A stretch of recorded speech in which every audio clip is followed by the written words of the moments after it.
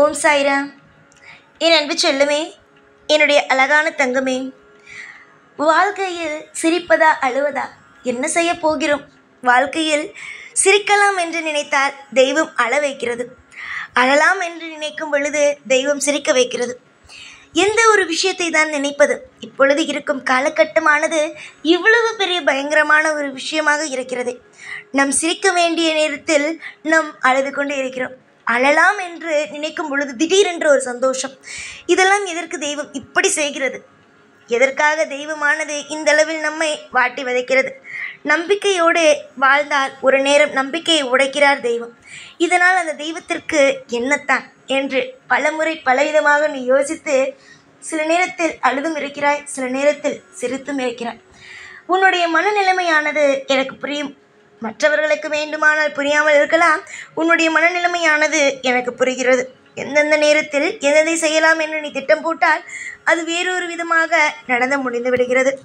அம்மா, எதிர்பார்த்த விஷயங்கள் நடக்கவில்லை என்பதற்காகவும் எதிர்பார்த்த விஷயங்கள் நடந்துவிட்டது என்பதற்காகவும் எதுவும் குழப்பிக்கொள்ளாதே. அன்னைக்கு நடந்துச்சே நம்ம எதிர்பார்த்த விஷயம், இன்னைக்கு நடக்குமா? அன்னைக்கு நடந்தது நமக்கு சந்தோஷத்தை கொடுத்துச்சே, ஏன் இன்னைக்கானது நமக்கு நடக்கலை? அதெல்லாம் நினைக்காதம்மா. நான் இருக்கேன்.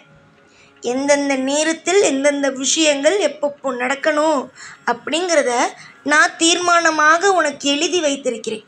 அதில் இந்த விஷயங்கள் எப்பப்போ நடக்கும் அப்படிங்கிறத நான் உனக்காக எழுதி வைத்திருக்கிறேன்.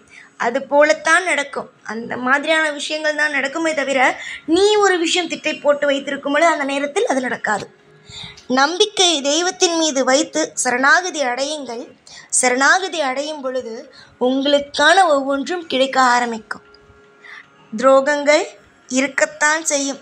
நல்லது செய்கிறீர்கள், எல்லா விஷயத்திலும் எதையும் எதிர்பார்க்காமல் ஒரு மனிதனிடம் பேசுகிறீர்கள், பழகுகிறீர்கள் என்றால் நிறைய விதமான எதிர்ப்புகளும் தேவையே இல்லாத கடினமான வார்த்தைகளை கேட்பது போலத்தான் இருக்கும்.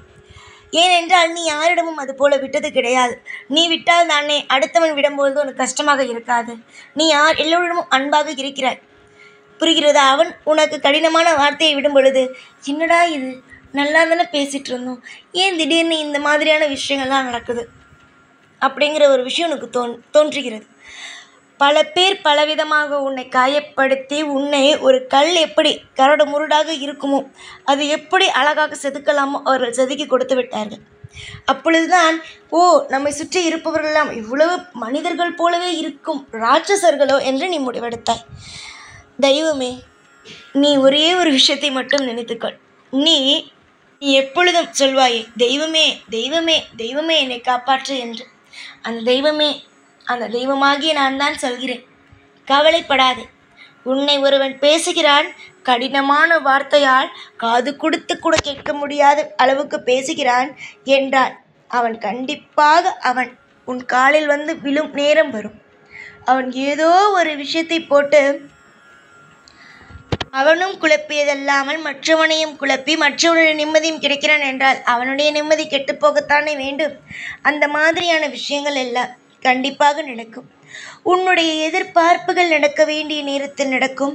அதே போல உன்னுடைய துரோகிகள், உன்னுடைய ஏமாற்றிய நபர்கள் எல்லோரும் அழிய வேண்டிய நேரத்தில் அழிவார்கள். நாளுக்கு நாள் உன்னுடைய வாழ்க்கையில் துரோகங்களுக்கு இடம் கொடுத்து விட்டேன் என்று நீ நினைக்கிறாய். ஆனால் உன்னுடைய வாழ்க்கையில் துரோகத்திற்கு இனிமேல் இடம் கொடுக்கவே மாட்டேன்.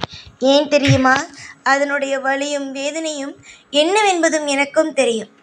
நான் ஷீரடிக்கு போகும் பொழுது என்னை யாருமே அங்கு நம்பவில்லை. ஒரு சிலர்கள் மட்டுமே என்னை நம்பினார்கள், சிலர் என்னை நம்பவில்லை. ஆனால் நான் மனம் தளரவில்லை. ஏனென்றால் நான் கடமையை செய்ய போயிருக்கிறேன். அங்கு ஒரு சிவனிலிருந்து அவதாரமாக எடுத்து நான் அங்கு போயிருக்கிறேன். அங்கு போகும் பொழுது சிலர் என்னை ஏற்றுக்கொண்டார்கள், சிலர் என்னை ஏற்றுக்கொள்ளவில்லை. ஆனால் நான் கவலைப்படவில்லை. என்னுடைய கடமையை செய்ய போயிருக்கிறேன், இந்த கடமையை செய்கிறேன். அதே போல் இந்த பூமியில் நீ பிறந்திருக்கிறாய், உன்னுடைய கடமைகளை செய்ய.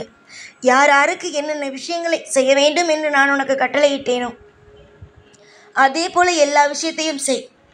கண்டிப்பாக புரிந்து கொள்பவர்கள் புரிந்து கொள்வார்கள். எல்லோருக்கும் நீ நல்லவன், எல்லோருக்கும் நீ நாணயமானவள் தான், எல்லோருக்கும் நீ நல்லவள் என்று நிரூபிக்க வேண்டிய அவசியம் கிடையாது. ஏனென்றால் எல்லோரும் இங்கு நல்லவர்களுக்கும் கிடையாது. அவரவர்கள் வாழ்க்கையிலும் 1000 குறைகள் இருக்கிறது, 1000 விதமான அழுக்குகள் இருக்கிறது. அதையெல்லாம் மறைத்துவிட்டுத்தான் உன்னிடம் இங்கு சிரித்து சிரித்து பேசுகிறார்கள். சிரித்து சிரித்து பேசுபவன் நல்லவனும் அல்ல, கோபமாக பேசுபவன் கெட்டவனும் அல்ல. எல்லோருடைய மனதிலும் ஒரு கோர புக்தியும் எல்லோருடைய மனதிலும் ஒரு நல்ல புத்தியும் இருக்கிறது. அதை வெளிப்படுத்துவதில்தான் இருக்கிறது. இப்போ நீயே இருக்கிறாய், சில நேரத்தில் கோபம் வருமே, சில நேரத்தில் சந்தோஷம் வரும். அது எங்கெங்கு காட்ட வேண்டுமோ அங்கங்கே நீ காட்டுவார். ஆனால் சிலரோ கோபத்தை மட்டுமே காட்டுவார்கள், சிலரோ சந்தோஷத்தை மட்டுமே காட்டுவார்கள். ஒருவர் எதிர்மறையான விஷயத்தை காட்டக்கூடாது என்று நேர்மறையான விஷயத்தை காட்டுவார்கள். இதெல்லாம் அவரவர்களுடைய குணமானது. எதையுமே தவறாக நினைக்காதே. வாழ்க்கையில் இப்படி நடக்கிறது, என்னுடைய வாழ்க்கையில் மட்டும் ஏன் இப்படி நடக்கிறது அப்படி நடக்கிறது என்று போட்டு குழப்பிக்கொள்ளாது. நாளுக்கு நாள் உன்னுடைய வாழ்க்கையிலும் மாற்றங்களானது வந்து கொண்டே இருக்கும். அந்த மாற்றங்களுக்காக நீ காத்திரு. இத்தனை வருஷங்கள் எனக்கு பூஜைகளை செய்து காத்து கொண்டே இருந்த நீ இன்னும் கொஞ்ச நாள் காத்திருக்க மாட்டாயா? காத்திரு. நிச்சயமாக நான் உனக்கு நல்லதே செய்வேன்.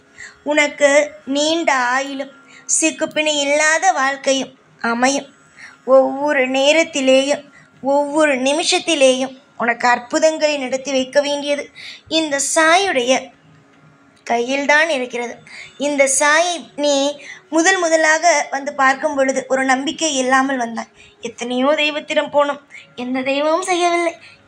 என்னை போக சொன்னார்கள் ஒருவர், ஆனால் அதனால் போகிறேன் என்று ஒரு மனதில் ஒரு நம்பிக்கை இல்லாமல் வந்தாய். ஆனால் என்னுடைய கோயிலுக்குள் ஒரு காலடி எடுத்து வைத்தோடு உன்னையே அறியாமல் ஒரு ஆனந்த கண்ணீர், ஏதோ ஒரு விஷயம் சரியாயிடும், எல்லாமே பார்த்து கொள்ளலாம் என்ற ஒரு எண்ணம்.